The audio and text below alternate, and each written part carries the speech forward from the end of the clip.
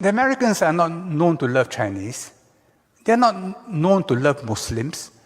But somehow they love Chinese Muslims a lot.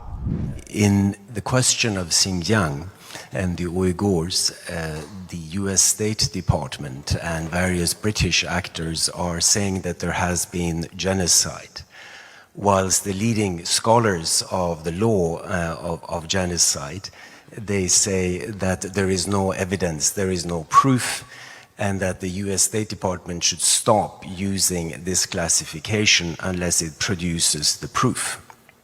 By making use of such classifications as genocide and crimes against humanity, one also generates feelings of blameworthiness and that there is a threat from the Chinese government. What are your thoughts on the way the US and British actors use human rights terminology, the human rights narrative, and soft international law in the contest which you refer to between the United States and China? Well, it's part of the information warfare that makes it very difficult for us sometimes to know what to believe and what not to believe. I first accompanied Lee Kuan Yew to Xinjiang in the year 2000, just before he stepped down as Prime Minister. I was surprised when I went there to find that road signs were in Roman characters, in Chinese characters, and in Arabic characters. So I asked accompanying Chinese officials, I said, when did that happen? Oh, they said Mao Zedong wanted it. In fact, when the communists took over, they restored the names of many places to their Uyghur names.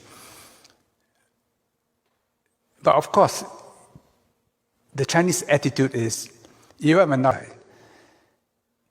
In 2001 August, I went back to Xinjiang with a trade delegation, and I went to Kashgar. In Kashgar, I saw women in Central Asian burqas, which is a whole basket put on top of their head. I was shocked. I asked Chinese officials, I said, why do you allow this? They said, no, it's a custom. When I was in Urumqi, they took me horse riding. I can't ride a horse to save myself. So they said, no, don't worry. A young girl or boy will hop behind you, a Kazakh, and they'll gallop the horse. And it was very exciting. I tried to speak to her in my poor Mandarin. She could not understand me. So again, I asked the Chinese, I said, why aren't you teaching them Chinese? They said, no, they're nomads, no, we leave them alone. They did not realize then, it was 2 weeks before September 11, that the Salafis had been working on their minds. And from 2010 to 2015, there were a spate of terrorist incidents in China, to a point where the Han people in Xinjiang had to arm themselves. I also knew this from my cousins in China who used to go to Xinjiang, and then during that period they say it's no longer safe, and now they're all over Xinjiang again because peace has returned. So this whole story that there's genocide in Xinjiang, to me, does not reflect what's happening there. Yes, they have been draconian in making sure that Salafi influence is controlled in China. But all countries, including Singapore, face this problem.